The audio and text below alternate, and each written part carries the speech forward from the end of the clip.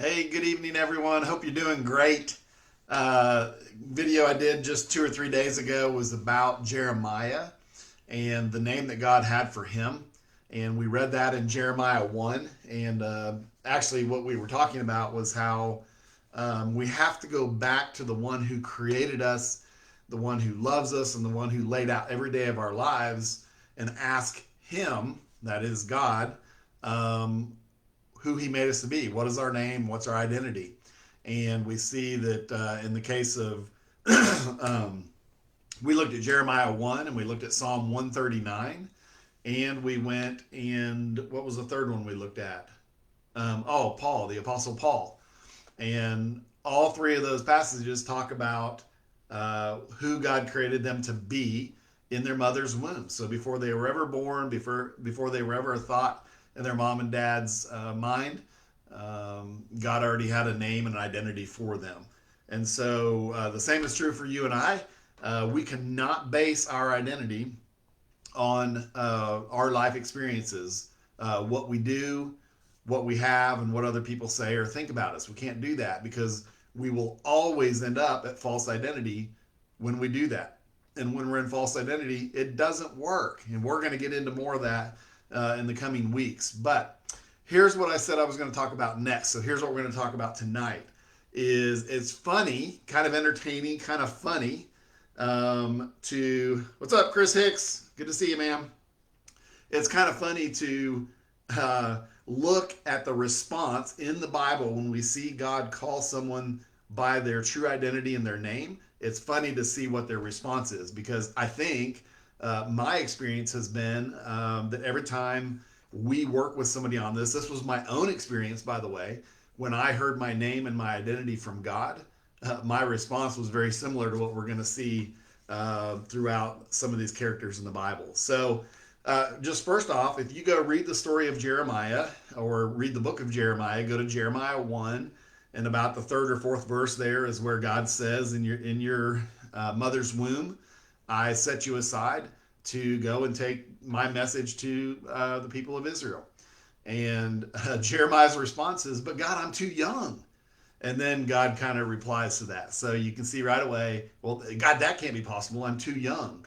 And it's funny. It's kind of like we think that God's going to go, oh, you know what? I didn't realize how young you were. I'm sorry. I'll find somebody else. That's not what he does. God's not surprised by it, but it's funny how we respond with, hey, God, let me tell you some facts, okay? Now, here's an interesting one. If we go to Gideon 6 to 7, chapter 6 and 7, I just wanted to read this short interchange to you right here. This is where God shows up. Let's see.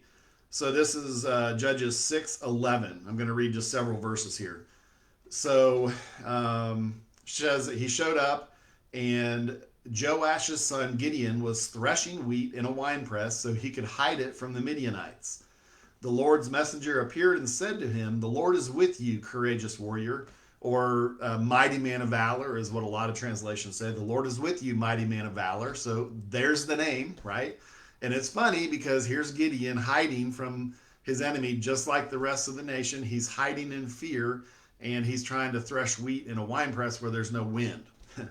and God shows up and says, hey, mighty man of valor or courageous warrior. There's nothing about what we see in him that would indicate that.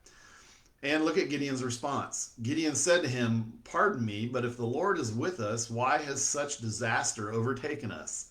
Where are all his miraculous deeds our ancestors told us about?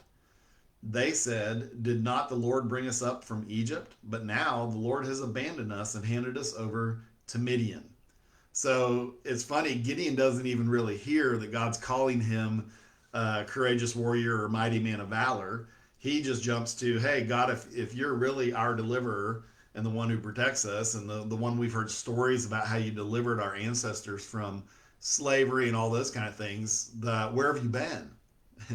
And what's funny is God's kind of going, yeah, you've been worshiping other gods. But anyhow, verse 14. So after that, it's funny, God doesn't even answer him, right? It's like, if you're just going to stand and sit here and tell lies or untruth, I'm not going to respond to that. Then the Lord himself turned to him and said, you have the strength. Other translations say, go in the courage that you already have. Isn't that funny? Again, we look at Gideon. He's hiding in a wine press. He's living in fear. And God comes to him, mighty man of valor or courageous warrior. And then he says, go in the strength or go in the courage that you already have. Oh my gosh. Okay.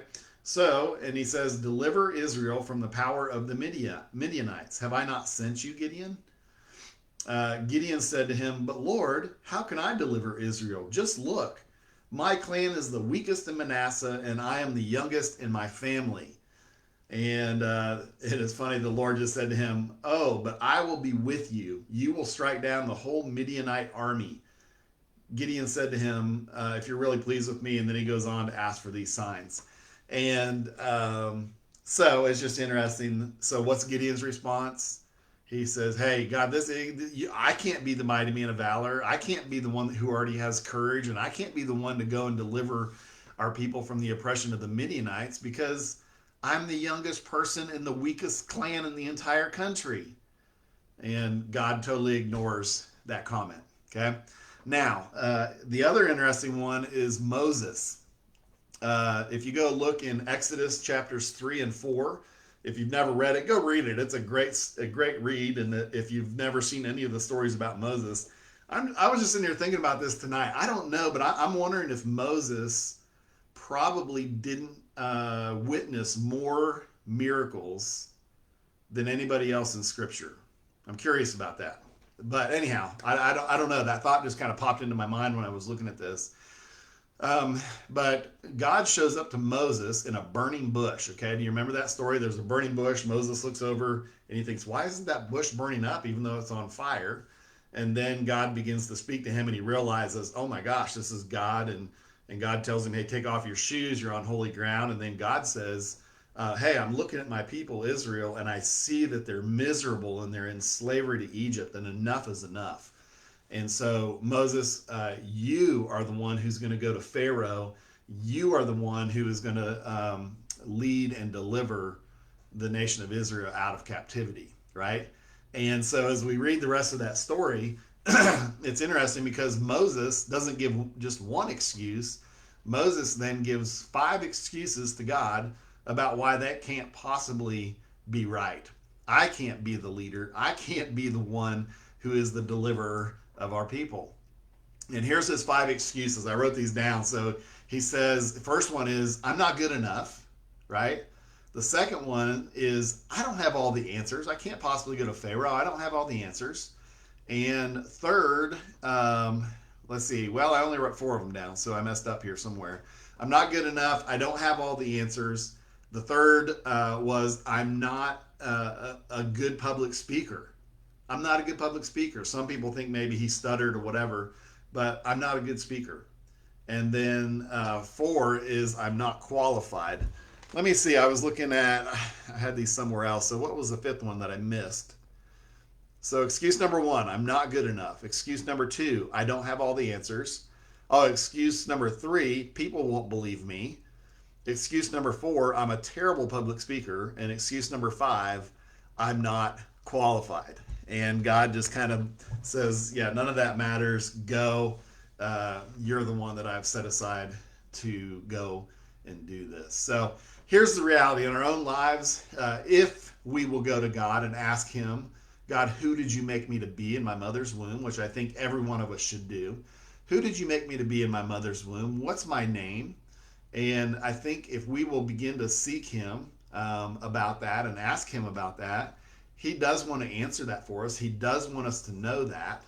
And man, when we find that out and we begin to walk in faith, it's amazing to see what can happen. But the reality is most of us are walking around carrying fear, guilt, and shame. And as a result, we have formed some kind of false identity. Again, false identity, we tend to shape that from what we do, what we have, and what other people think or say about us. Okay, so from life experience is how we tend to form our identity, and we're always going to land on false identity when we do that. And it doesn't work. It creates this misalignment that if this is what I'm experiencing in life, but this is deep down in my soul, what I feel, what I know. And when those don't line up, there's just this misalignment in life, and it doesn't feel good. It's this awkward dance. And man, when I get down to talking to so many people, that's what they're experiencing in life. It's kind of like, man, I know I was made for more, but they can't seem to figure out what that is. And so it's this lifelong struggle. And the reality is, it's not that hard. We have to go to our Creator and ask Him, who do you say that I am? But even when we do that, it's hard for us to believe that, because just like Gideon, just like Jeremiah, just like Moses, we immediately go, well, that can't be true. And then we begin to tell God the facts. And those facts are always going to come from what we experienced in life. Okay? And that's real, but it's not true. A video I did months ago said that what's real is not always what's true, but what's true is always real. And I talked about the difference between real and true. Well, I'm going longer and I'm starting to preach here. I don't want to do that. So I just thought I would show you tonight what happens when so many people, if and when they actually hear from God, their name and identity, what their response to that is. So, yeah, Chris is saying their men's group went through a curriculum, and it was called Lidenity. That's beautiful, man. I'm going to use that. Yeah, so we tend to get a lidenity, or a false identity, based on life experiences. That's good, Chris. Hey, so that's it for tonight.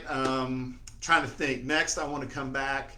I don't know, man. There's so many things I want to talk about, but here's the deal. We have developed a really simple process to help you walk through what it takes to kind of unclog the communication path lines between you and God, so that you can actually go to God and listen to Him and begin to ask Him, God, who do you say that I am?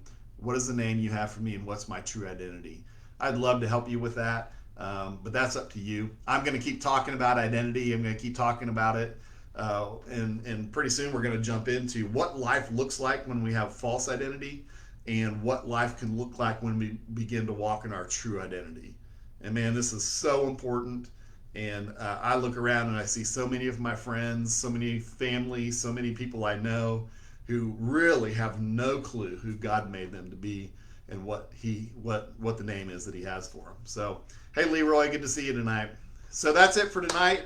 I'm going to hang it up, and we're going to talk again in a day or two about some more stuff around identity. See ya.